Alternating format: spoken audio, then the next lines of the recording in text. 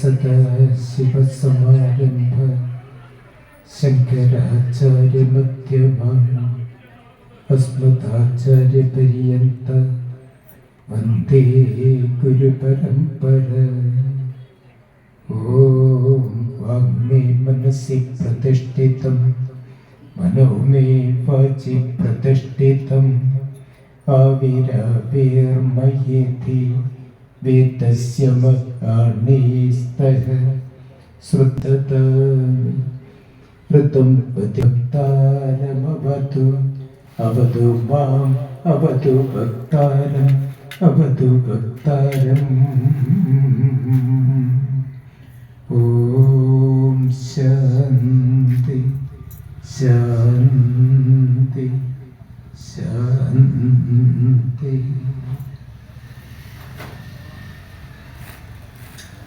ആദരണീയരായ മഹാത്മാക്കൾ, പരപ്പെട്ടി ആശ്രമം ക്ഷേത്രത്തിലെ മൂന്നാമത് ശ്രീമദ് ദേവി ഭാഗവത നവാഹയജ്ഞത്തിന്റെ മൂന്നാമത്തെ ദിവസം. ഇന്നത്തെ പ്രാധാന്യം ഞാൻ തുടക്കത്തിലെ രാവിലെ തന്നെ സൂചിപ്പിച്ചിരുന്നു. ശ്രീകൃഷ്ണ അവതാരം. കംസ ഇളയ പുത്രിയുടെ പേര് ദേവ്യാവിൽ നടക്കുന്ന കാര്യമല്ല. പക്ഷെ നമ്മുടെ തിരുവനന്തപുരത്ത് ശ്രീപത്മനാഭസ്വാമിയുടെ സ്വത്ത് കണ്ടുകിട്ടിയതിനു ശേഷം മധുരയിലെ കൊട്ടാരത്തിൽ വെച്ച് നിശ്ചയിച്ച ദിവസം, നിശ്ചയിച്ച മുഹൂർത്തത്തിൽ വസുദേവരുടെയും ദേവകി ദേവിയുടെയും വിവാഹം ആഘോഷപൂർവ്വം നടന്നു. രാജോചിതമായി വിവാഹശേഷം വസുദേവരുടെ കൊട്ടാരത്തിലേക്ക് പോകുന്നതിന് വേണ്ടി കംസൻ നേരത്തെ തന്നെ സ്വർണ്ണ നിർമ്മിതമായ ഒരു തേരാണ് തയ്യാറാക്കിയത്. ആ തേര് തെളിക്കാൻ ഒരു തേരാളിയെ നിശ്ചയിച്ചു.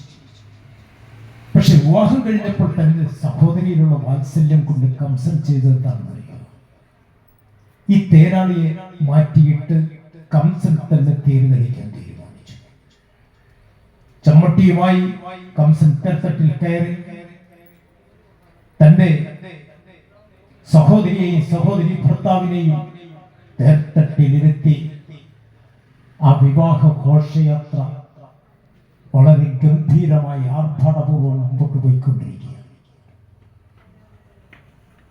1000-ഓളം വൃന്ദവന്തികൾ, 1000-ഓളം വൃന്ദവന്തികൾ. വൃന്ദവന്തികൾ എന്ന് പറഞ്ഞാൽ മനസ്സിലായോ? സ്തുതി പാഠകന്മാർ. 10,000-ഓളം പടയാളികൾ, 1,00,000-ന് മുകളിൽ പൗരപ്രമുഖന്മാർ. ഇത്രയും പേരുടെ അകമ്പടിയോടുകൂടിയാണ് മധുരയുടെ രാജവീഥിയിലൂടെ ആ വിവാഹ ഘോഷയാത്ര അങ്ങനെ സാവകാശം മുമ്പോട്ട് നീങ്ങുകയാണ്.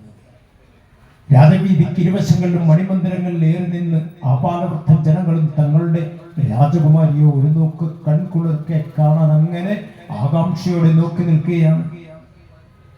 വസുദേവരെയും ദേവകിയെയും കണ്ടപ്പോൾ അവര് തീരുമാനിച്ചു, അവരുറപ്പിച്ചു, തങ്ങളുടെ രാജകുമാരിക്ക് യോഗ്യനായ വരൻ തന്നെയാണ് വസുദേവർ എന്ന്.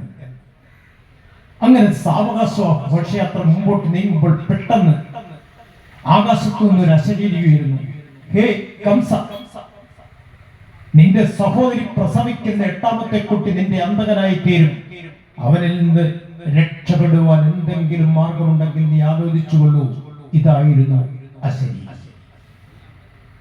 ആദ്യം കംസന് തോന്നിയത് ഒരു എന്താണ്, സ്വപ്നം പോലെയോ തമാശ പോലെയോ.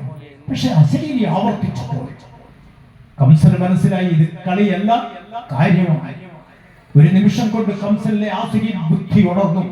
കംസൻ ചിന്തിച്ചു, തന്റെ സഹോദരി പ്രസവിക്കുന്ന 8ാമത്തെ കുട്ടിയാണ് തനിക്ക് അന്തകനായി തീരുന്നതെങ്കിൽ സഹോദരിയെ തന്നെ കൊന്നാൽ ആ പ്രശ്നമുണ്ടാവില്ലല്ലോ എന്ന് ധരിച്ച് എന്ന് ചിന്തിച്ച കംസൻ ചെയ്ത ഒരു നിമിഷം കൊണ്ട് ചമ്മട്ടി തേർത്തട്ടിൽ വലിച്ചെറിഞ്ഞു.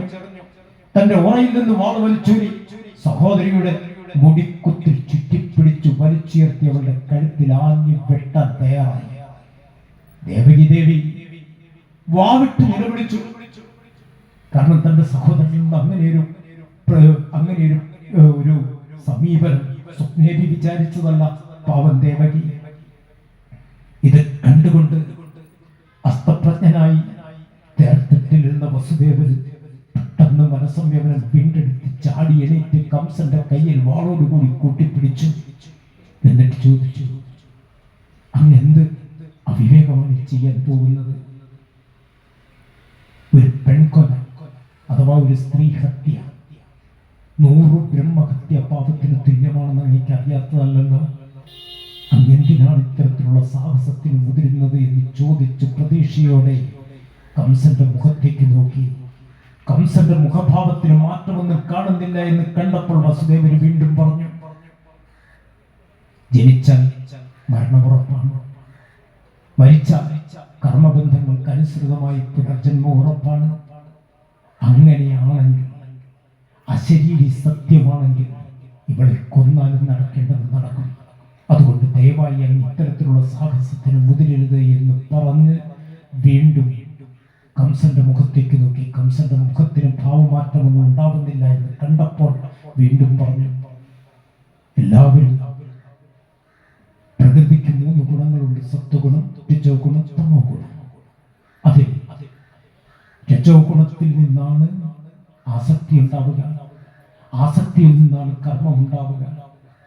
ആസക്തിയും കർമ്മവും രജോ ഗുണത്തിന്റെ 2 വശങ്ങളാണ്. കർമ്മം കൊണ്ടാണ് ജനിക്കുന്നത്, കർമ്മം കൊണ്ടാണ് ജീവിക്കുന്നത്, കർമ്മം കൊണ്ടാണ് മരിക്കുന്നത്. അതുകൊണ്ട് എങ്ങനെ ആയിരുന്നാലും അങ്ങ് തത്വജ്ഞാനിയല്ലേ, അങ്ങക്ക് ഈ വിവരങ്ങളൊന്നും അറിയാത്തതല്ലോ. ദയവായി അങ്ങ് ഇത്തരത്തിലുള്ള സാഹസം ചെയ്യരുത്. അങ്ങയുടെ ആ കീർത്തിക്ക് ഒരു ദുഷ്പേരുണ്ടാക്കി വെക്കരുത് എന്ന് പറഞ്ഞ് വീണ്ടും പ്രതീക്ഷയോടെ നോക്കി. കംസന്റെ മുഖഭാവത്തിന് യാതൊരു മാറ്റവും കാണുന്നില്ല എന്ന് കണ്ടപ്പോൾ അവസാനം വസുദേവന് പറഞ്ഞു, ഇവള് കൊല്ലുമെന്നല്ലല്ലോ പറഞ്ഞത്, ഇവൾ പ്രസവിക്കുന്ന 8ാമത്തെ കുട്ടി അല്ലേ കൊല്ലുമെന്ന് പറഞ്ഞത്. അങ്ങേ ഞാനൊരു കാര്യം ചെയ്യാം, ഇവൾ പ്രസവിക്കുന്ന കുഞ്ഞുങ്ങളെ അതാത് സമയത്ത് ഞാൻ അങ്ങയുടെ അടുത്തെത്തിച്ചു തന്നുകൊള്ളാം. കാരണം ആ കുട്ടിയെ കൊല്ലുകയോ വളർത്തുകയോ എന്ത് വേണമെങ്കിലും ചെയ്തു, ഇത് വസുദേവന്റെ വാക്കാണ് എന്ന് പറഞ്ഞ് പ്രതീക്ഷയോടെ നോക്കി. അപ്പോഴാണ് കംസന്റെ മുഖഭാവത്തിനൊരു മാറ്റം കാണുന്നത്, മുഖം ഒന്ന് തെളിയുന്നത്. കാരണം എന്താണെന്നറിയുമോ? വസുദേവന് വാക്ക് പറഞ്ഞാൽ വാക്കാണെന്ന് കംസനറിയാം. വസുദേവൻ സത്യലംഘനം മരണത്തെക്കാൾ കഠിനമാണെന്ന് ചിന്തിക്കുന്നയാളാണ് വസുദേവൻ. എന്തായിരുന്നാലും കംസൻ ചെയ്തത് സഹോദരിയുടെ മുടിക്കുത്തിനെ പിടിവിട്ടു, വാള് ഉറയിൽ നിക്ഷേപിച്ചു. എന്നിട്ട് പറഞ്ഞു, നിങ്ങൾ പൊയ്ക്കോളൂ, നിങ്ങൾ പൊയ്ക്കോളൂ. പിന്നെ കംസൻ തേര് തെളിച്ചില്ല. മുൻപ് നിശ്ചയിച്ച തേരാളിയെ തേര് തെളിക്കാൻ നിശ്ചയിച്ച് കംസൻ ഇറങ്ങി നടക്കുകയാണ് മധുരയിലെ കൊട്ടാരത്തിലേക്ക്.